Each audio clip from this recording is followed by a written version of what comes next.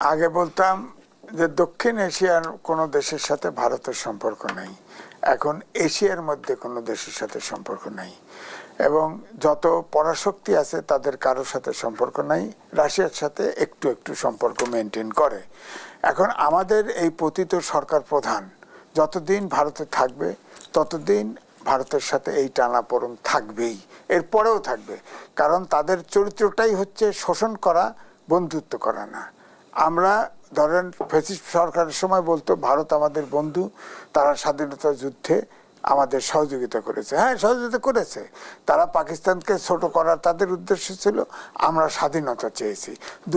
দুইটা ইন্টারেস্ট একসাথে মিলে গেছে, এই জন্য তারা সহযোগিতা করেছে। এখন যেটা হয়েছে, ধরেন আগে আপনার ভিসা বন্ধ করছে, আপনি দেখেন, তারপরে পড়াশোনার জন্য বাংলাদেশ থেকে যায় না, চিকিৎসার জন্য যায় না, হাট বাজার করতে যায় না, তাদের দেশেই ক্রাইসিস শুরু হয়ে গেছে। খাকা এখন আবার ফের নেক্সট বর্ডার স্থলবন্দরগুলো আটকাই দিছে। হ্যাঁ, তাতে কি হয়েছে? তারা লস। আমরা $2 বিলিয়ন মতো এক্সপোর্ট করি, ওরা $10 বিলিয়ন মতো এক্সপোর্ট করছে। লস টাকার। এখন এটা বন্ধ করছে। আমরাও ঠিকই বিশ্বায়নের যুগে কোনো দেশ ছোট বড় কোনো দেশ এতিম না।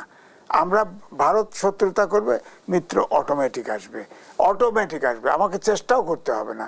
সুতরাং ভারত যেটা করতেছে, ভারত নিজেরা লুজার হচ্ছে, প্রতিশোধ পরায়ণ হয়ে একের পর এক এরকম সিদ্ধান্ত নিচ্ছে। কারণ হচ্ছে যে নেপালেও এরকম ছিল। নেপালে গেছি তো, নেপাল আর ভারতে আলাদা বোঝা যেত না, এমন হয়ে গেছিল। কমিউনিস্ট পার্টি আসার পরে আসসালামু আলাইকুম সম্পর্ক।